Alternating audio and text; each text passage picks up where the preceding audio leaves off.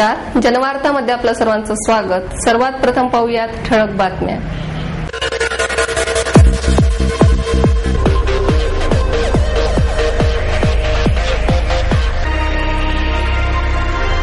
Good morning विधिलिखित ग्रुपतर्फे आयोजित महायज्ञ समारोप सोहळा उत्साहात संपन्न. प्रोत्साहन या संस्थेच्या वतीने मनोहर मंगल कार्यालय येथे अपंग व्यक्तींनी तयार केलेल्या वस्तूंच्या प्रदर्शनाचं आयोजन. ज्या सहकारी बँकांवर चांगला रिमोट कंट्रोल असतो त्याच बँका चांगल्या प्रकारे चालतात, मुख्यमंत्री अशोक चव्हाण यांचं प्रतिपादन. मंगळवारी भर दिवसा बाह्यवळण महामार्गावर नर्हे फाट्याजवळ रिक्षांवर कंटेनर उलटून 2 ठार. आणि बालगंधर्व कला दालनात धबाबा तोया आदळेचे निसर्गरम्य प्रदर्शन.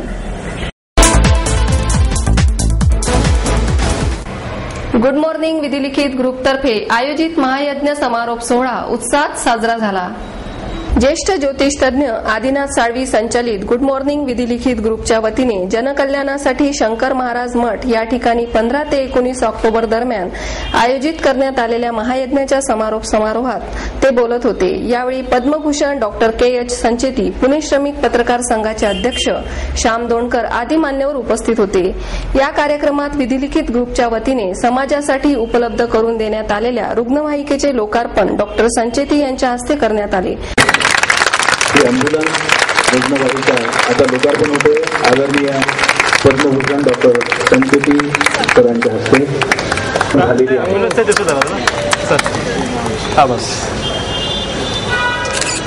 तर 10व्या इयत्तेतील 1000 गरजू विद्यार्थ्यांना डॉक्टर नवलगुणकर यांच्या हस्ते शैक्षणिक साहित्याचे मोफत वितरण करण्यात आले. ब्रह्मलिखित मासिकाच्या दिवाळी अंकाचे प्रकाशन दोंडकर यांच्या हस्ते झाले. मानवाच्या शाश्वत प्रगतीसाठी बौद्धिक विकासाबरोबरच आध्यात्मिक उन्नती साधणे आवश्यक आहे, असे मत माजी कुलगुरू डॉक्टर शांना नवलगुणकर यांनी व्यक्त केले. यावेळी पुढे बोलताना डॉक्टर नवलगुणकर म्हणाले की मानवी स्वभाव हा संमिश्र स्वरूपाचा आहे. त्यात विधायकता आणि विघातकताही आहे. विघातकतेला आवर घालून विधायकता वाढविणे हाच आध्यात्मिकतेचा प्रवास आहे. परमेश्वर प्रत्येकाला जन्माला घालताना प्रत्येकाला काही ना काही शक्ती देऊन पाठवित असतो. या शक्तीचा शोध घेऊन प्रगती साधणे हे प्रत्येकाचे कर्तव्य आहे, असे मत डॉक्टर संचेती यांनी व्यक्त केले. लोकांना आठवण झाली. अजून एक माझा असा एक फार मोठा समज आहे. समज म्हणजे दृढनिश्चय आहे, आत्मविश्वास आहे. आणि मी ते पाहिलेलं आहे की देव जेव्हा आपल्या लोकांना इथे पाठवतो तो मोकळ्या हाताला कुणालाच पाठवतो. प्रत्येकाला काही नाही काहीतरी देऊन पाठवतो. पण देव आपल्या मानवापेक्षा हुशार. एकीकडे वयोमर्यादा वाढत असताना रोगांचे प्रकारही वाढत आहे, तर दुसरीकडे उपचाराचे नवे नवे तंत्रही विकसित होत आहे. या पार्श्वभूमीवर रुग्णांना वैद्यकीय तज्ज्ञांपर्यंत त्वरेने पोहोचविणारा रुग्णवाहिकेचा उपक्रम स्तुत्य असल्याचेही त्यांनी आवर्जून नमूद केले. स्वार्थीपणामुळे माणसाच्या पदरी दुःख येते, तर निरपेक्ष भावनेने इतरांच्या कल्याणाचे प्रयत्न त्याला सुख, शांती आणि समृद्धी प्राप्त करून देतात, असे साळवी यांनी सांगितले. शेळीची शिकार करायची असेल तर वाघाच्या शिकारीची तयारी ठेवायची. आणि म्हणून आम्ही अष्टमीला, दुर्गा अष्टमीला महाअष्टमी म्हणतात, या महाअष्टमीच्या शुभ मुहूर्तावर हे कोणतंही काम हे शुभ मुहूर्तावर करतो. अडचणी ह्या आमच्या राशीला लिहिलेल्याच असतात. कारण अडचणी जर आल्या नाहीत, अडथळे आले नाहीत तर जगण्याला अर्थच नाही. संकटांवर, प्रतिकूल परिस्थितीवर, अडचणींवरती वादळ वाऱ्यांची टक्कर देऊन पुढे जायचं. आणि म्हणून मी मुहूर्त पाहून कार्यक्रमाचं आयोजन केलं. दुर्गा अष्टमी 15 तारखेला होती, त्या दिवशी वार शुक्रवार होता. आणि समाप्ती आम्ही मंगळवारी केली. दोन्ही देवीचे वार आहे. त्यानिमित्त आपल्या सर्व पुणेकरांना सुख, शांती, समृद्धी आणि स्थैर्य मिळावं या उदात्त हेतूने आम्ही देवीची उपासना केली. सहस्रचंडी पाठ करून तद्दशांश हवन केले. आणि धर्मशास्त्रामध्ये असं सांगितलेलं आहे, यज्ञ तेव्हा सफल होतो जेव्हा यज्ञ झाल्यानंतर पाऊस पडतो. ज्योतिषाद्वारे आयुष्यात मार्गदर्शन आणि दिलासा प्राप्त करण्याचे मार्गही त्यांनी विशद केले. दरवर्षी जनकल्याणार्थ महायज्ञाचे आयोजन करणार असून पुढच्या वर्षी ज्येष्ठ नागरिकांना चष्म्याचे वाटप करण्याचा संकल्प असल्याचेही साळवी यांनी सांगितले. जो धैर्याने संकटांना तोंड देत पुढे जातो त्यालाच यशप्राप्ती होते हे साळवी यांनी त्यांच्या आयुष्यात दाखवून दिले आहे, असे सांगून दौंडकर यांनी विधिलिखित ग्रुपच्या विविध उपक्रमांचे कौतुक केले. मंगेश वाघमारे यांनी सूत्रसंचालन केले तर आशुतोष बेलारकर यांनी आभार मानले.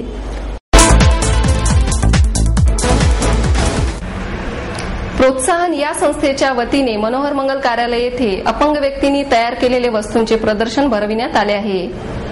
8 अपंगांच्या संस्थांबरोबरच 15 वैयक्तिक अपंगांनी या प्रदर्शनात सहभाग घेतला आहे. विविध वस्तूंनी बनविलेल्या या प्रदर्शनात कपड्यांपासून बनविलेल्या वस्तू, कागदापासून बनविलेल्या वस्तू, मातीच्या वस्तूंचाही यात समावेश आहे.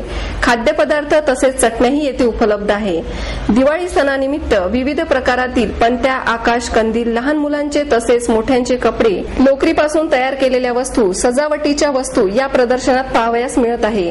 काही मैत्रिणींनी एकत्र येऊन सुरू केलेल्या प्रोत्साहन या संस्थेतर्फे गेली 6 वर्ष कर्णबधीर, अंध, मतिमंद, गतिमंद, बहुविकलांग अशा विशेष व्यक्तींसाठी अशा प्रकारचे कार्यक्रम आयोजित करण्यात येत असतात. शारीरिक अपंगत्वावर विजय मिळवून कार्यकुशलतेचा गंभीर आशावाद जोपासण्याचा प्रयत्नही संस्था करीत आहे. हे प्रदर्शन सकाळी 10 ते रात्री 8 या वेळात खुले राहणार आहे. ज्या सहकारी बँकांवर चांगला रिमोट कंट्रोल असतो त्याच बँका चांगल्या प्रकारे चालतात, असे प्रतिपादन मुख्यमंत्री अशोक चव्हाण यांनी केले. लातूर अर्बन कोऑपरेटिव्ह बँकेच्या पुण्यातील लुल्लानगर शाखेचे उद्घाटन पंजाब आणि राजस्थानचे राज्यपाल शिवराज पाटील यांच्या हस्ते झाले. पाटील यांचा नुकताच 75वा वाढदिवस झाला. त्यांच्या अमृत महोत्सवी सत्काराचे औचित्य बँकेच्या शाखा उद्घाटनाच्या निमित्ताने साधण्यात आले. यावेळी मुख्यमंत्र्यांच्या हस्ते पाटील यांचा गौरव करण्यात आला. महसूल मंत्री नारायण राणे, वनमंत्री पतंगराव कदम, जयंत पाटील, हर्षवर्धन पाटील, राज्यमंत्री रमेश बागवे, आमदार दिलीप देशमुख, महापौर मोहनसिंग राजपाल, बँकेचे अध्यक्ष प्रदीप राठी हे यावेळी उपस्थित होते. मुख्यमंत्री चव्हाण म्हणाले, नागरी बँकांमध्ये ठेवी ठेवाव्यात की नको याबद्दल चिंता असते, परंतु ज्या बँकांचा रिमोट कंट्रोल चांगला असतो त्या बँका चांगल्या चालतात. मोठ्या बँकांपेक्षा लहान बँका सर्वसामान्यांच्या मदतीला धावतात. स्पर्धेच्या युगात बँकांनी आर्थिक शिस्त लावून कारभार करण्याची गरज आहे. शिवराज पाटील यांच्याबद्दल बोलताना ते म्हणाले, पाटील यांनी राजकारणात अनेक चढ उतार पाहिलेत, परंतु त्यांची आणि वैचारिक बैठक चांगली असल्याने ते काम करत राहिले. त्यातूनच त्यांना राज्यात आणि देशात नेतृत्व करण्याची संधी मिळाली. लातूर आणि नांदेडचे 2 पिढ्यांचे ऋणानुबंध यापुढे कायम राहतील. सद्भाव, प्रेम आणि विचार असेल तर जीवनात काहीच कमी पडत नाही, असे सांगून शिवराज पाटील म्हणाले, अर्थशास्त्राचे नियम पाळून बँकांनी कारभार केला तर यश नक्कीच मिळते. लातूर बँक ही चांगल्या कारभाराचा उत्तम नमुना असून ती मोठी वाटचाल करेल. बँका आजारी पडणे, बुडणे याची कारणे सहकार क्षेत्रात होणाऱ्या चुका आहेत. त्या न होऊ देण्याचे काम लातूर बँकेने केले आहे.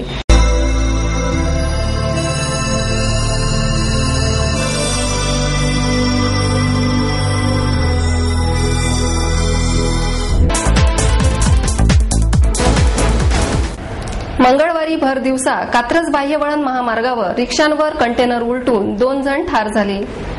नवीन कात्रज बाह्यवळण महामार्गावर नरे फाट्याजवळ मंगळवारी दुपारी 1 वाजता साताऱ्याहून मुंबईकडे कपड्यांचे धागे घेऊन जाणारा कंटेनर रस्त्याच्या कडेला उभ्या असलेल्या 2 प्रवासी रिक्षांवर उलटून झालेल्या भीषण अपघातात रिक्षा चालकासह रिक्षात बसलेली तरुणी असे 2 जण जागीच ठार झाले.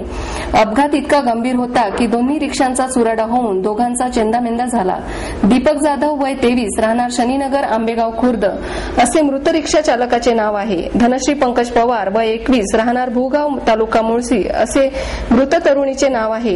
दोघे प्रवासी पत्ता विचारण्यासाठी अशोक यांच्याजवळ गेले. त्यावेळी अशोक हा रिक्षातून खाली उतरला. दोघा प्रवाशांबरोबर अशोक बोलत असताना अचानक भला मोठा कंटेनर रस्त्याच्या कडेला असलेल्या रिक्षांवर कोसळला. अशोक व त्याच्यासोबतचे प्रवासी पटकन तेथून उडी मारत पळाले. त्यामुळे तिघांचे प्राण वाचले. या प्रकरणी हवेली पोलिसांनी कंटेनर चालक भाऊसाहेब मुकिंदा गायकवाड वय 23 राहणार तालुका सांगली यास अटक केली आहे. दुपारी 1 वाजता हा भीषण अपघात घडला. पडला. महामार्गावरील वाहतूक ठप्प झाली होती. हवेली पोलीस ठाण्याचे वरिष्ठ निरीक्षक सतीश पाटील, उपनिरीक्षक देवेंद्र सिंग ठाकूर, SD मुजावर यांनी 2 क्रेनसह घटनास्थळी धाव घेतली. क्रेनच्या सहाय्याने प्रथम रिक्षावरील कंटेनर बाजूला करण्यात आला. नंतर दोन्ही मृतदेह उत्तरीय तपासणीसाठी ससून रुग्णालयात नेण्यात आले. नवीन कात्रज बोगदा ओलांडल्यानंतर कंटेनर भरधाव वेगाने तीव्र उताराने वडगाव पुलाच्या दिशेने चालला होता. नऱ्हे पुलाच्या फाट्याजवळ अचानक चालकाच्या कंटेनरवरील ताबा सुटून कंटेनर सरळ जाण्याऐवजी अचानक पुलाजवळ वळला. त्यावेळी ट्रेलरवरील 30 टन वजनाचा महाकाय कंटेनरला झोला बसून कंटेनरचे बांधलेले सर्व दोरे तुटले आणि कंटेनर डावीकडे जाऊन कडेला असलेल्या रिक्षांवर कोसळला. त्यात दोन्ही रिक्षांचा चुराडा झाला. रस्त्याचे लोखंडी संरक्षण कठडेही तुटले. यापूर्वीही वडगाव बुद्रुक उड्डाण पुलावरून कंटेनर कोसळून झालेल्या अपघातात 5 जण ठार झाले होते. कंटेनर कोसळून भीषण अपघाताची ही दुसरी दुर्घटना आहे. नवीन कात्रज बोगद्यातून कंटेनर तसेच अवजड वाहनांवरील ताबा सुटून अपघात होण्याचे प्रकार हा महामार्ग सुरू झाल्यापासून होत आहे. त्यामुळे वडगाव पूल ते जांभूळवाडी पर्यंतचा रस्ता अपघाती क्षेत्र बनला आहे. स्थानिक कार्यकर्ते व हवेली पोलिसांनी तासभरात अपघाती कंटेनरला बाजूला हटवून रस्ता मोकळा केल्याचे वाहतुकीचा जादा वेळ खोळंबा झाला नाही.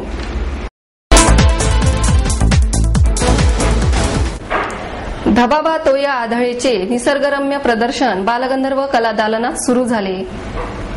नंदकिशोर धाडणेकर यांच्या महाराष्ट्र तसेच परराज्यातील विविध ठिकाणी धबधब्यांचे 62 निसर्गचित्रांचे प्रदर्शन बालगंधर्व कला दालनात भरविण्यात आले आहे. या प्रदर्शनाचे उद्घाटन फडणीस ग्रुपच्या संचालिका अनुराधा फडणीस यांच्या हस्ते करण्यात आले. यावेळी आर्किटेक्ट रवी गद्रे उपस्थित होते. मध्य प्रदेशातील पचमडीचा रजत प्रपात, महाराष्ट्रातील ताम्हिणी घाट, भंडारदरा, वरंधार, सोमेश्वर, भाजे, ठोसेघर, कर्नाटकातील उंचली, जोगफॉल व मागोद या अशा विविध ठिकाणचे पावसाळ्यातील धबधब्यांचे विहंगम चित्र धाडणेकरांनी केले. पाण्याची निळाई व झाडाझुडपाची हिरवाई, प्रचंड कातळ, त्यावरून कोसळणारे धबधबे, गिरक्या घेणारे पाणी व पावसाळ्यातील सुंदर धबधब्यांचे जिवंत चित्रण धाडणेकरांनी आपल्या कलेतून सादर केले आहे. त्याचप्रमाणे गिरीचे मस्तकी गंगा धबाबा तोय आदळे असे रूप धाडणेकरांनी शिवथर येथील धबधबा, ठोसेघरचा जलप्रपात, दऱ्याखोरी घुमणारी ही जललेणी त्यांनी चित्रबद्ध केली आहे. हे प्रदर्शन सकाळी 10:30 ते दुपारी 1:30 आणि दुपारी 4 ते रात्री 8 पर्यंत सर्वांसाठी खुले राहणार आहे. आणि याबरोबरच हे बातमीपत्र संपलं. पुन्हा भेटूया उद्या याच वेळी. नमस्कार.